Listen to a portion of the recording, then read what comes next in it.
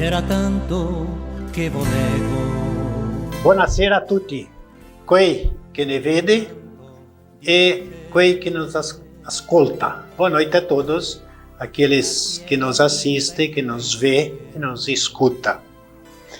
Pian pian se vai lontan, devagar, devagar se vai longe. E é no andar da carroça que as abóboras se acomodam. Bem, nos esforçamos a seguir esses provérbios. Provérbios de origem popular que nos ensinam em frases curtas de que resume um conceito, seja ele moral ou uma norma social. E mais, só percebemos o valor da água depois que a fonte seca.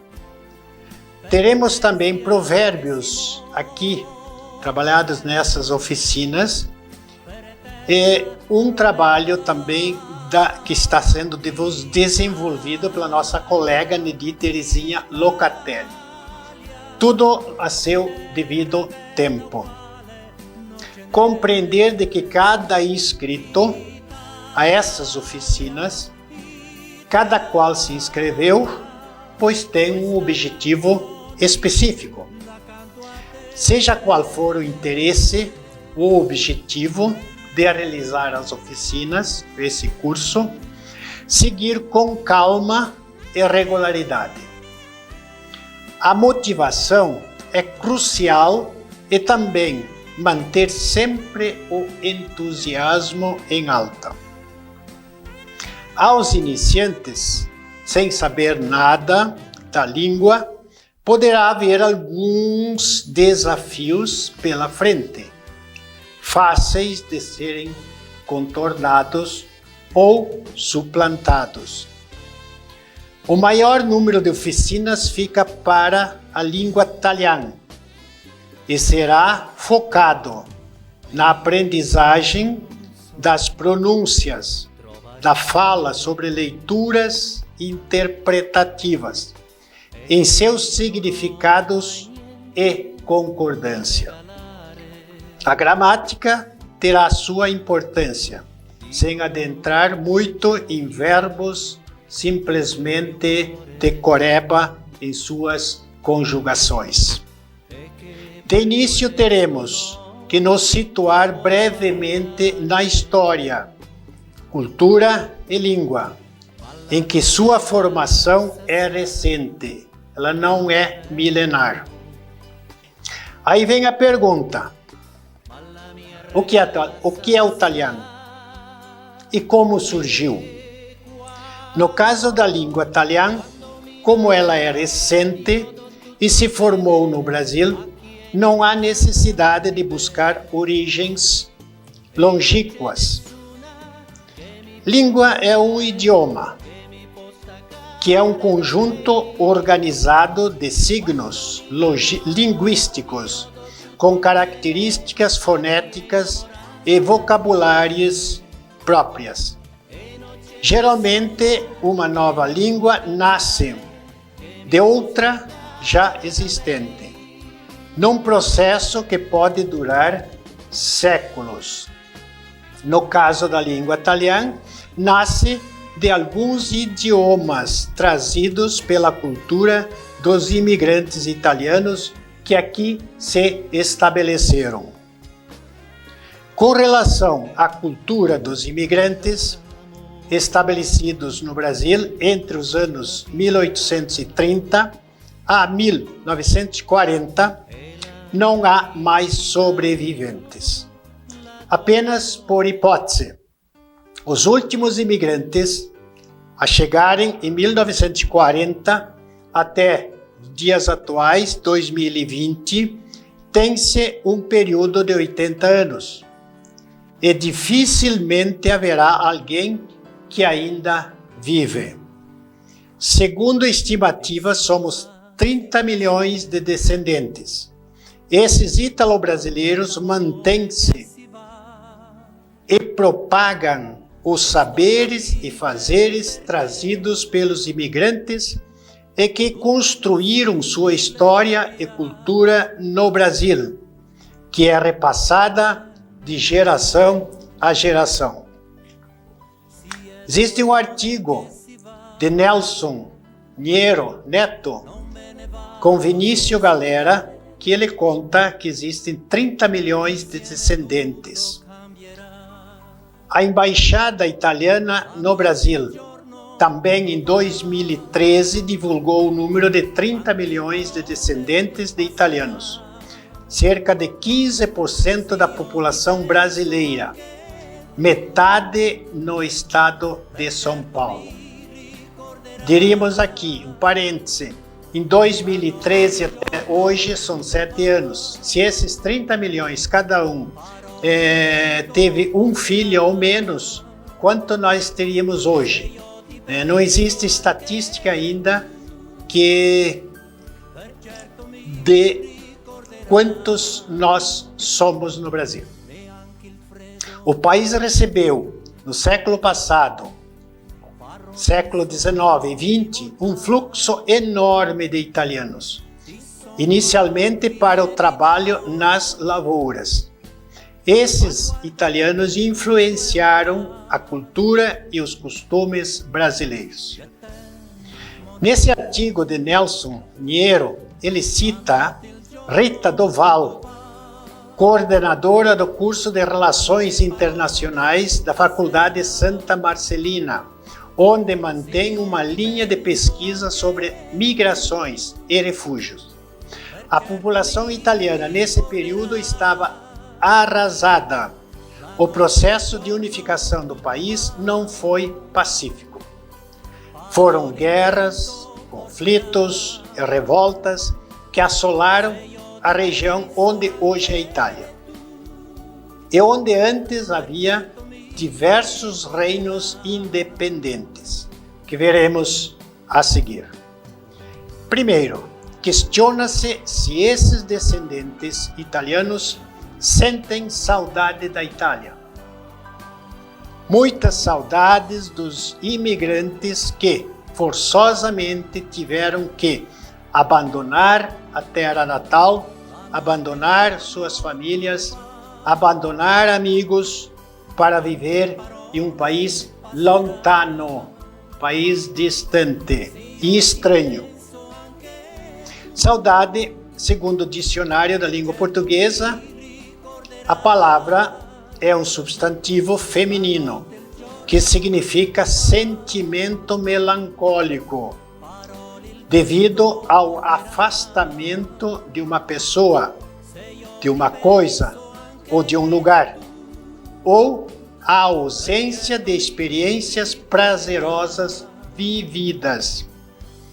Importante salientar de que não podemos ter saudade do que não construímos e o que não vivenciamos, que acontecia somente com os imigrantes, pois saudade da Itália está muito em voga nos dias atuais.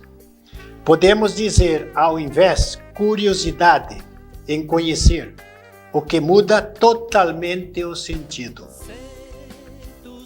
Como posso amar o que não conheço? Então aqui há muitas distorções no Brasil. É quem não conhece bem a cultura tem entendimento. Chamam saudades quem nasceu no Brasil, se criou no Brasil e praticamente nunca foi para a Itália. Então temos saudades daqui e não da Itália, porque não conhecemos. Com relação à língua, é exclusivamente amalgamada no Brasil, tendo certidão de nascimento e declarada patrimônio cultural e material do Brasil. Portanto, história, cultura e língua. Nos esforçaremos a dar o melhor esclarecimento durante esses 10 meses de oficinas semanais online. Mas retornando às perguntas, como surgiu essa cultura e essa língua? Para o início de entendimento, teremos que retornar no tempo, nas origens em que tudo começou, ou seja, a emigração italiana para o mundo, em especial para o Brasil. Então, nesse slide agora, com o mapa da Itália anterior à unificação. A Península Italiana era constituída por diferentes reinos, diferentes ducados e diferentes jurisdições formada de repúblicas, de principados, muito distintos entre si. Ao norte, parte do território estava ocupado pelos austríacos. Cada um tinha sua própria moeda, sistema de pesos e medidas, e aduanas. E cada uma dessas regiões era comandada por um rei, por um duque, um príncipe, que também com idiomas diferentes. A Itália era predominantemente agrária, e somente o reino de Piemonte e Sardenha começava a ter indústrias e assim uma burguesia influente. Com o liberalismo trazido pela Revolução Francesa, os movimentos nacionalistas italianos lutavam pela unificação política do país. Contudo, as derrotas sofridas na Revolução de 1848, o sonho de formar um só país parecia enterrado.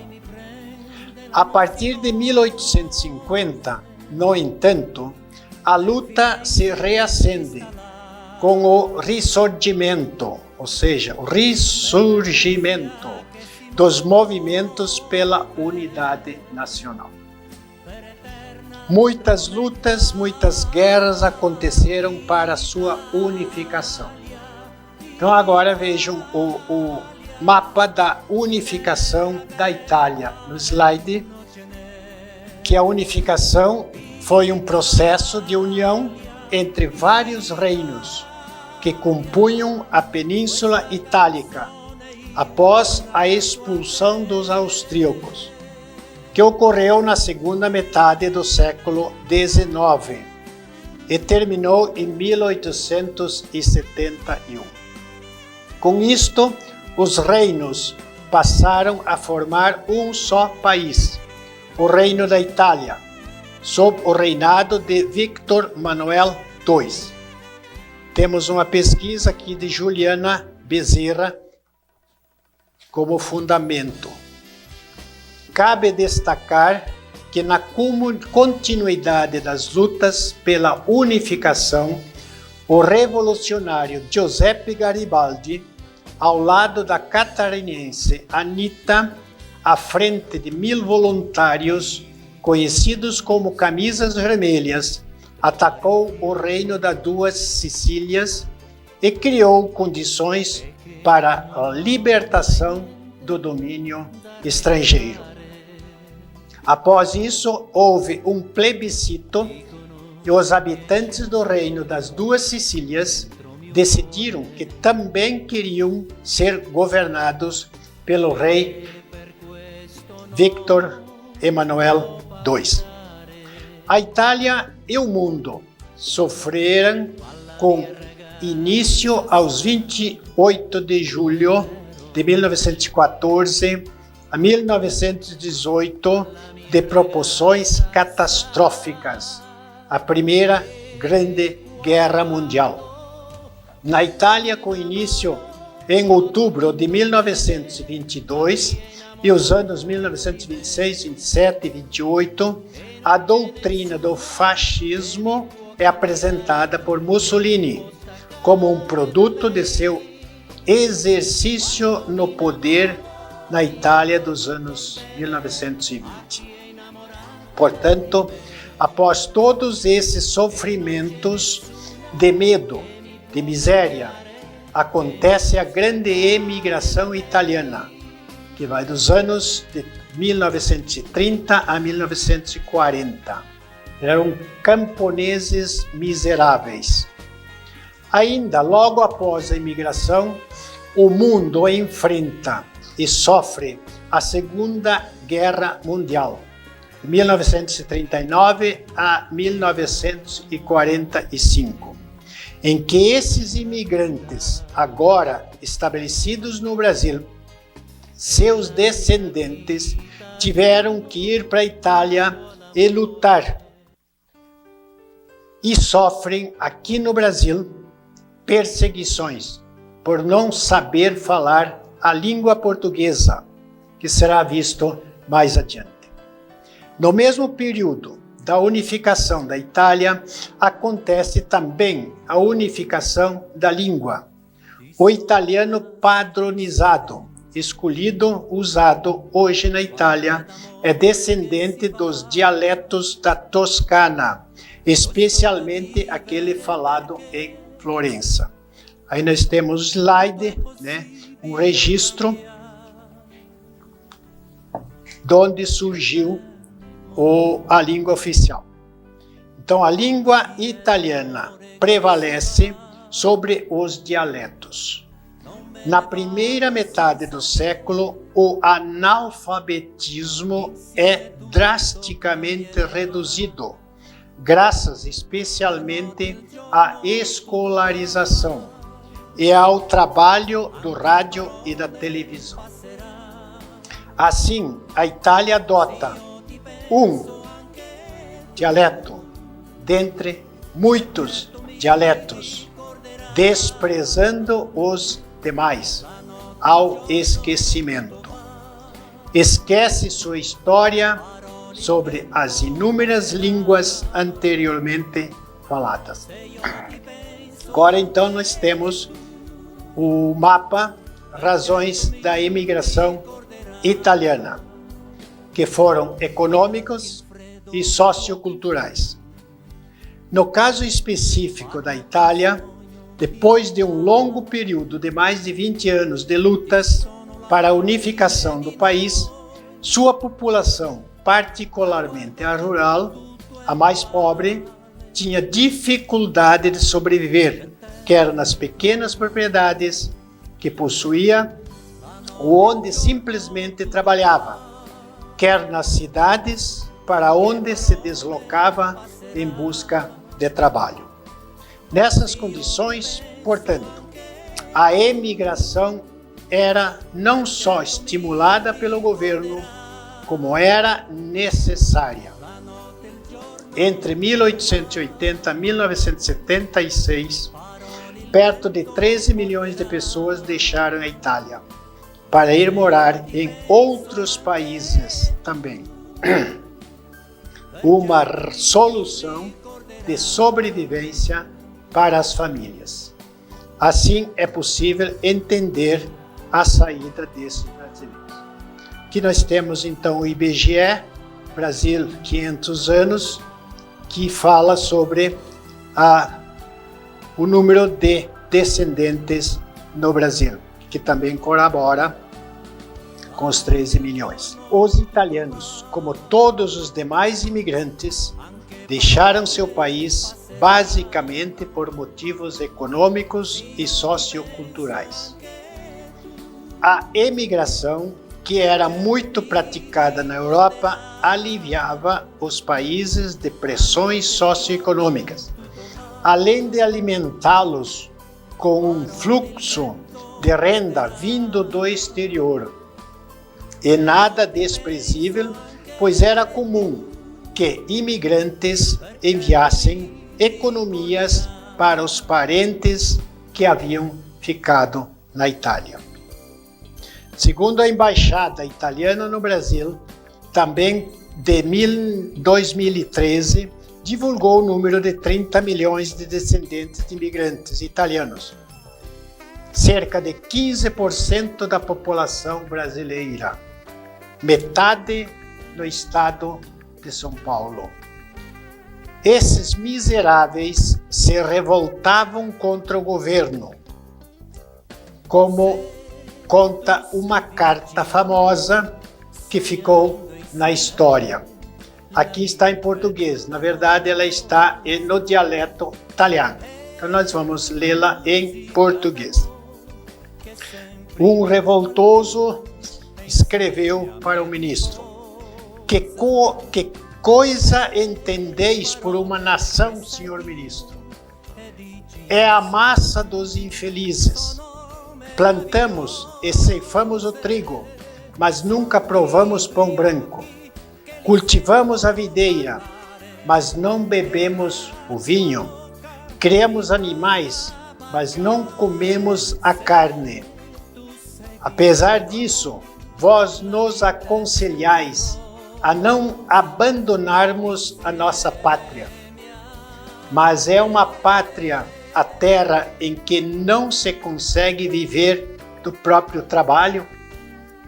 Essa foi uma carta-resposta de um italiano a um ministro de Estado de seu país, propondo as razões que estavam ditando a imigração em massa. Bom, agora nada melhor do que assistir um vídeo que faz toda essa retrospectiva dos 100 anos da imigração, dentre muitos outros que existem. E nós não temos um resguardo para guardar todos. Encontramos esse que é muito fabuloso. Portanto, assistam esse vídeo a seguir e vamos nos despedir por hoje. Fin lunedì que vem, até segunda-feira que vem, e uma boa noite.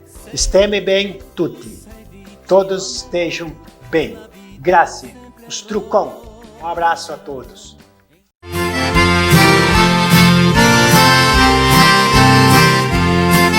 Mamma mia, dammi 100 lire che in America voglio andare. Vamos fazer uma viagem no tempo para conhecer um pouco mais sobre a história dos primeiros 100 anos da imigração italiana ao Brasil. Na primeira metade do século XIX, a Itália estava passando por um período muito difícil, pois estava subdividida. Com isso, seguidamente surgiam conflitos e guerra, levando o povo à pobreza e à destruição, principalmente o norte da Itália. No início da segunda metade do século XIX, veio a unificação da Itália. O povo começou a pedir ajuda ao governo. O governo não tinha recursos, não podia ajudar. Surgiu o interesse do governo brasileiro em receber os italianos que quisessem imigrar para o Brasil. O governo italiano concordou. Início da década de 1870, começou a sair do norte da Itália navios superlotados de imigrantes italianos rumo ao Brasil. As famílias que ficavam lamentavam a saída de seus parentes e amigos, sabendo que nunca mais poderiam vê-los. Nessa época era muito difícil de viver no norte da Itália, pela destruição deixada pelas guerras e pela pobreza. Quem podia sair, saía, sabendo que a viagem e a mudança de vida seria muito difícil e perigosa. Ao sair de suas casas, uma carroça transportava a pouca bagagem que levavam, e as pessoas iam a pé até a estação ferroviária mais próxima. Depois o trem levaria essas pessoas até o cais do porto. Aí ficaria dias e até semanas à espera do navio que iria levá-los para o Brasil. Os navios viajavam normalmente com o dobro de sua capacidade, correndo o risco de afundar.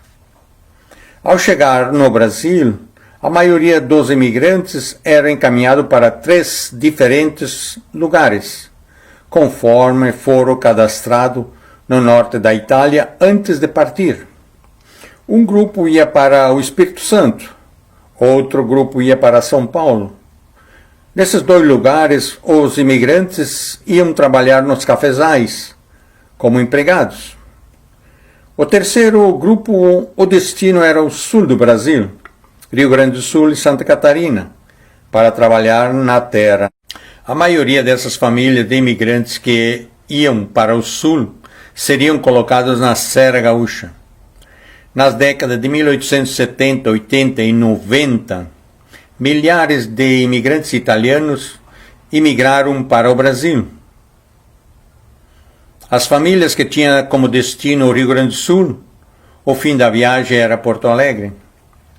O governo gaúcho acelerava os trabalhos nas demarcações das terras, porque com o passar do tempo ia chegando mais e mais famílias de imigrantes italianos a Porto Alegre.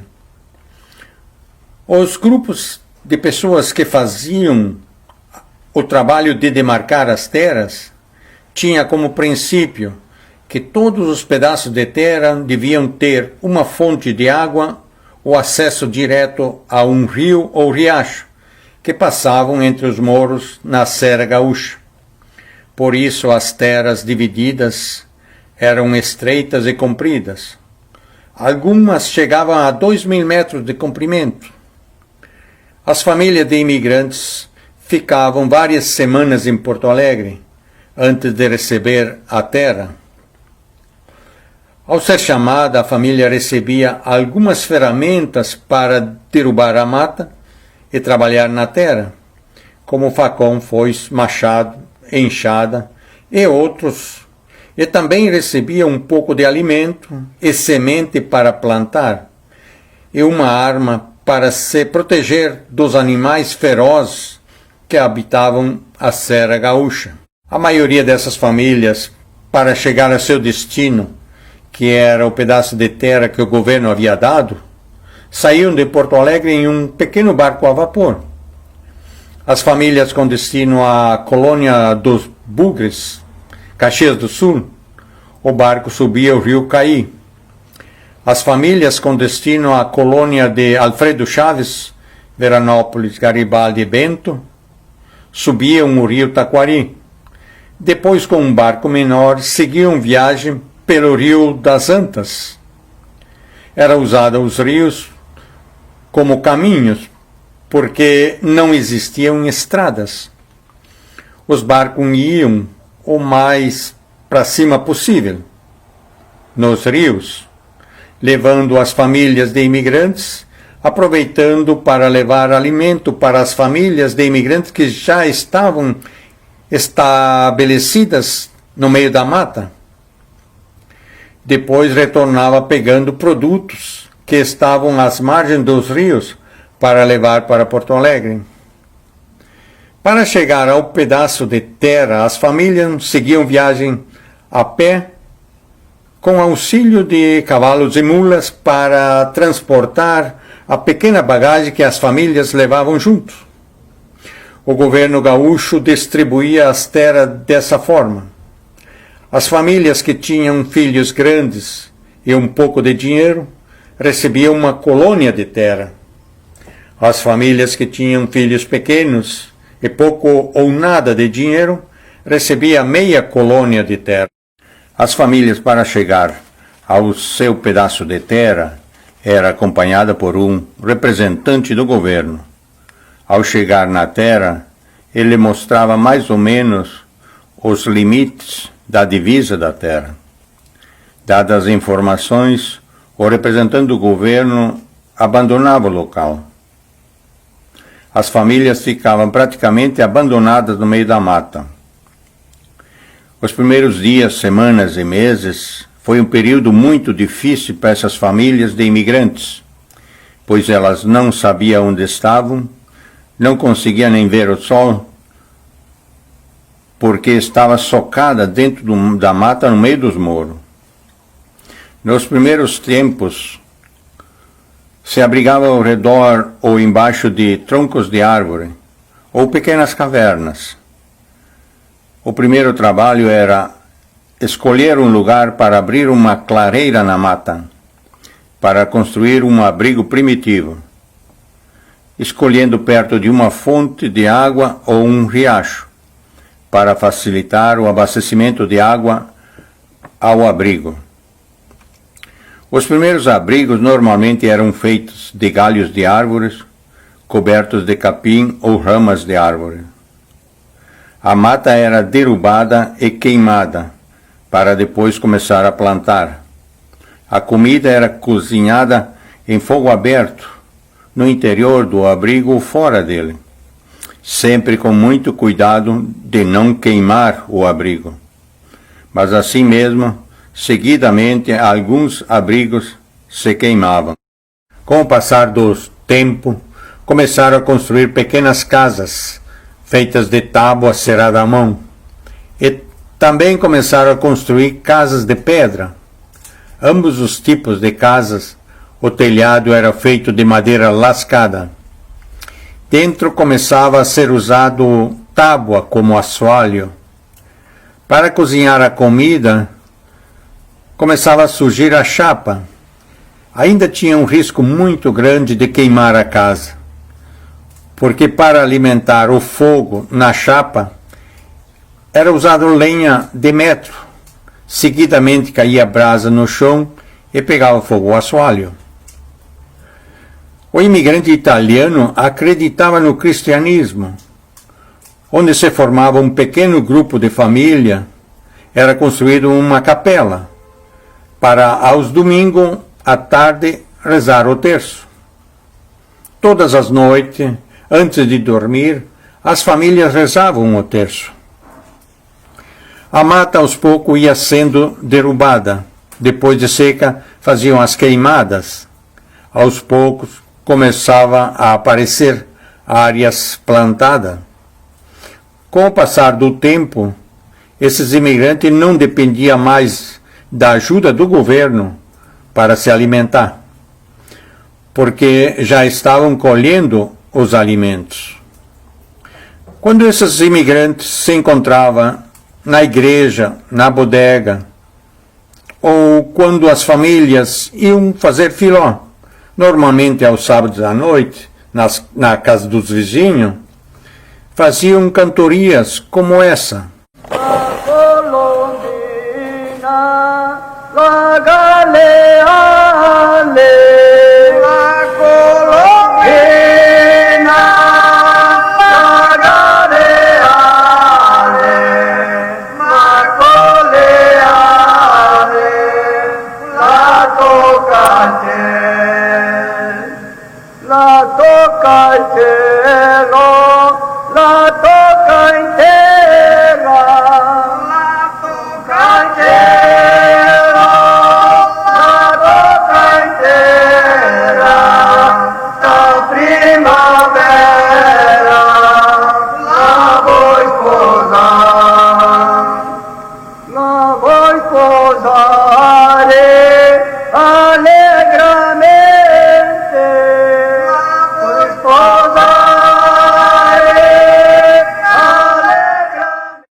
Essas canções vinham do fundo da alma desses imigrantes, para matar um pouco da saudade que sentiam dos amigos e parentes que deixaram no norte da Itália. O som dessas cantorias andavam quilômetros e quilômetros de distância, quebrando o silêncio daqueles morros e daquelas canhadas.